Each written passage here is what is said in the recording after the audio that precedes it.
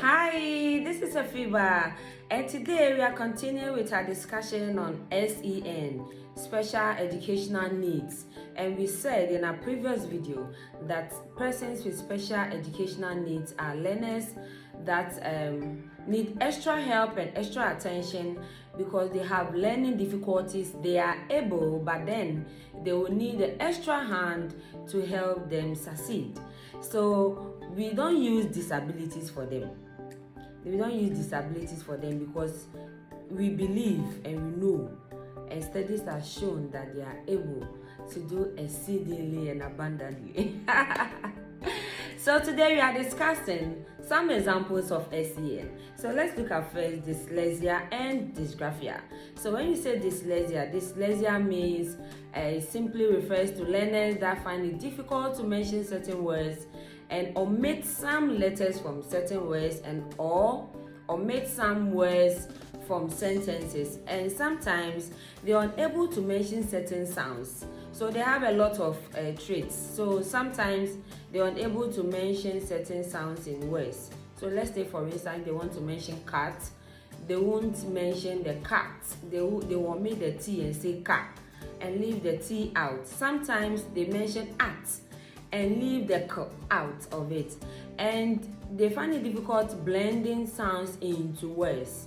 Do you understand? Yes, that is trait for dyslexia. And the dysgraphia is refers to learners that finds it difficult to write correctly. So they don't write in line, they turn the letters to the opposite directions, and they omit some letters from certain words when writing. They omit some words from certain sentences when they are writing them. It doesn't mean that they have eye issue.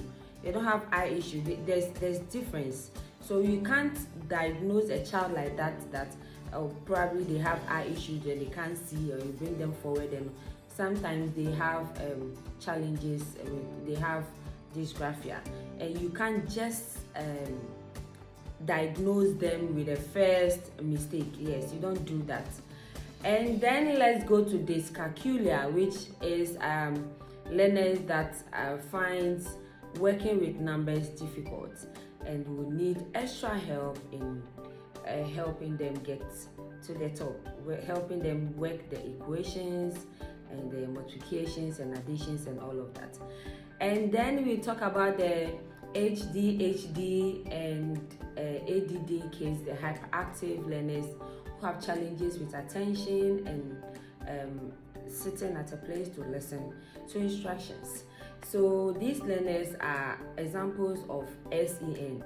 And then we have autism, that is social difficulty in social skills and communication. And we have speech and language delays. Some persons have delays in speaking of certain languages. And then we have hearing and listening impairment, then physical impairment. So we don't just stand up and tag a child that the child is dyslexia, dysgraphia, dyscalculia, or ADHD child and all of that, unless you have done all the ticks. They take all the traits and you have taken them to a specialist to assess them, then you can diagnose. So as a teacher, you don't just stand up and diagnose that this child is like this, then tell the parent, Obano, or your dyslexia. That sounds more like a blow. Yeah, so we don't do that. You just have to keep taking your box, have a serious discussion with your head, put all the traits there with evidence. Then probably the parent will be called in and educated on these things and advised that they take their child to a specialist and start therapy if they find that the child is like that.